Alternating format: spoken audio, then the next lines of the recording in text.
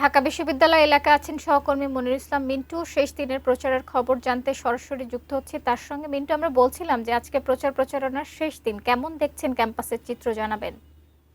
দিনটি ডাকসু যারা প্রার্থী হয়েছেন তাদের জন্য খুবই গুরুত্বপূর্ণ, কারণ আজকে রাত 10টার মধ্যেই কিন্তু যে আনুষ্ঠানিক যে প্রচারণা সেটি শেষ হয়ে যাবে।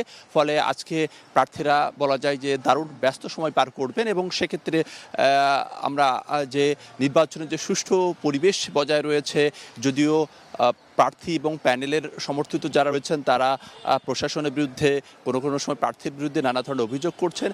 নির্বাচনে আসলে টানটান উত্তেজনা যখন থাকে তখন আসলে এই ধরনের পরিস্থিতি থাকে এবং রিটার্নিং অফিসার এবং প্রশাসনের পক্ষ থেকে যেটা বলা হয়েছে আসলে তাদের বিরুদ্ধে, প্রশাসনের বিরুদ্ধে যে অভিযোগ করা আছে তার মানে আসলে নির্বাচনের যে পরিবেশ সেটি দু একটি বিচ্ছিন্ন ঘটনা ছাড়া পুরোপুরি সুষ্ঠু রয়েছে।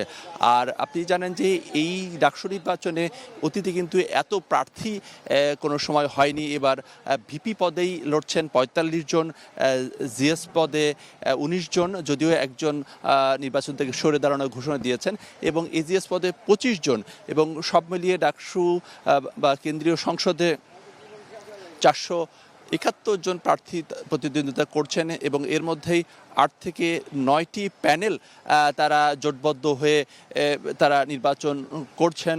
এবং এর মধ্যে যারা বিশেষ করে ভিপি এবং জিএস পদের প্রার্থীদের নিয়ে আলোচনা থাকলেও অন্যান্য যারা রয়েছেন তারাও কিন্তু আসলে তাদের যে প্রচারণা কিংবা তাদের যে প্রতিশ্রুতি সেক্ষেত্রে তারাও কিন্তু কম যান না। এবং যারা এই প্যানেল দিয়েছেন কিংবা স্বতন্ত্র যারা রয়েছেন তারাও কিন্তু শক্ত প্রতিদ্বন্দ্বিতা গড়ার আভাস কিন্তু তারাও দিচ্ছেন, কারণ বৈষম্যহীন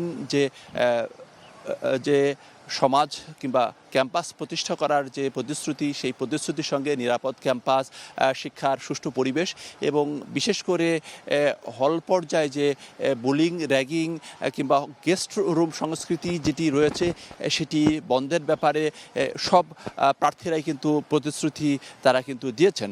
এবং বিশ্ববিদ্যালয়ের বিভিন্ন যে রাজনৈতিক যে কর্মকাণ্ডের মধ্যে সেক্ষেত্রে কিন্তু গেস্ট রুম কালচার সেটি কিন্তু শিক্ষার্থীদের কাছে আসলে কোনো পছন্দ, সাধারণ শিক্ষার্থীদের কাছে কিন্তু সেটি কোনো পছন্দনীয় ছিল না।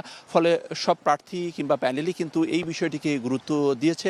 সেই সঙ্গে নারী বান্ধব ক্যাম্পাস যে করার ক্ষেত্রে প্রশাসনের সঙ্গে যৌথভাবে কাজ করা, সেই বিষয়টিও রয়েছে। সেই সঙ্গে পাশাপাশি যদি হল সংসদের কথা বলি, হল সংসদে যে 18টি যে পদ রয়েছে সেই হলগুলোতে কিন্তু সব হল মিলিয়ে 1000-এরও বেশি প্রার্থী তারাও কিন্তু প্রতিদ্বন্দ্বিতা করছেন হল পর্যায়ে বিভিন্ন সমস্যা সমাধানের বিষয়ে।